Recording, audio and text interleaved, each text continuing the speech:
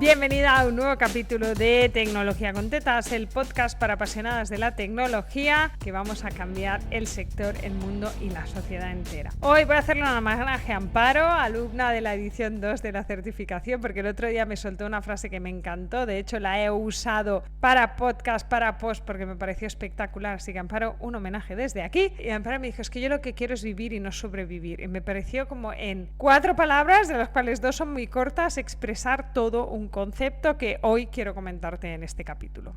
¿Qué es vivir y qué es sobrevivir? Pues mira, sobrevivir es que se rompe la lavadora y no tienes para pagar una nueva, ¿vale? Es decir, vas siempre al día, vas pagando tus impuestos, vas pagando los IVAs, vas trampeando, pero nunca tienes un cojín bien puesto, nunca sientes que puedes hacer lo que te dé la gana. Y esta para mí es la definición de vivir. ¿Qué es lo que te dé la gana? Eso es una definición personal, ¿vale? Y depende de tu estructura familiar, pero es esto, o sea, puedo hacer lo que me dé la gana y no me duele la cuenta bancaria. ¿Vale? Esto es a lo que Amparo y yo también le damos vivir en vez de sobrevivir. Que es verdad que durante los primeros años de un negocio hay que sobrevivir. Es decir, no hay milagros. Esto lo decía Pat una vez hace años, me lo dijo, y es verdad, todo negocio necesita 3 años para asentarse. Y a esto le llamo las 3 fases, ¿no? La pasión, preguntas y profesionalidad, que normalmente son esos 3 primeros años, y después van en ciclos de 3 años más adelante, pero es ese primer año donde tienes pasión y no tienes pasta,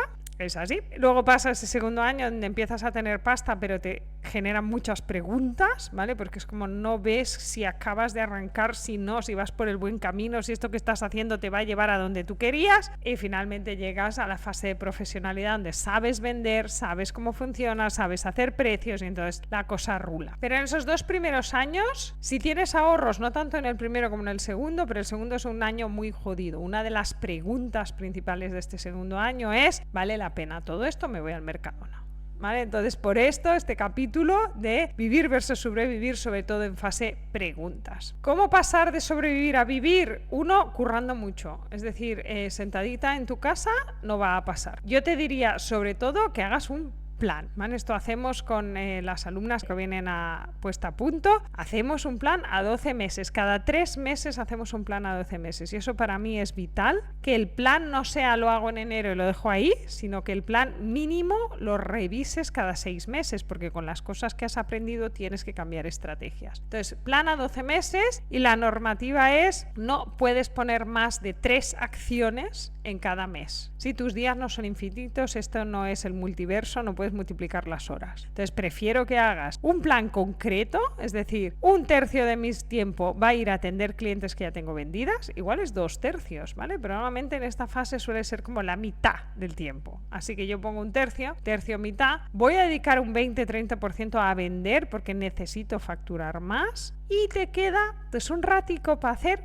un trocito de algún proyecto. Del estilo, empezar con una newsletter. Ya está, es que no te cabe nada más. Punto. No te cabe la web, no te cabe el curso de Instagram, no te cabe hacer un TikTok nuevo para ver si captas a gente. Si tu apuesta de redes sociales es TikTok, TikTok te ocupa una línea. Estar ahí haciendo TikToks, viendo otros TikToks, interactuando, promocionando, bla, bla, bla, bla, bla. O sea, es vender, es parte de esa línea que ponemos en vender. Entonces, no te sobreplanifiques. Es mucho mejor que pienses, hostia, lo he acabado todo y me ha sobrado, que no, hostia, otros 6 meses más que no he hecho la web, joder, soy gilipollas, ¿vale? La sensación es muy distinta. Entonces, no te planifiques de más, planifica lo que es crítico para generarte dinero. Una vez María, no joyas, con la que desayuno a veces, me decía, no, hostia, tengo que tomar una decisión, no sé si hacer esto o hacer lo otro. Haz lo que te genere dinero. En estos momentos donde no tienes un negocio en fase profesional, donde no tienes un negocio que rula,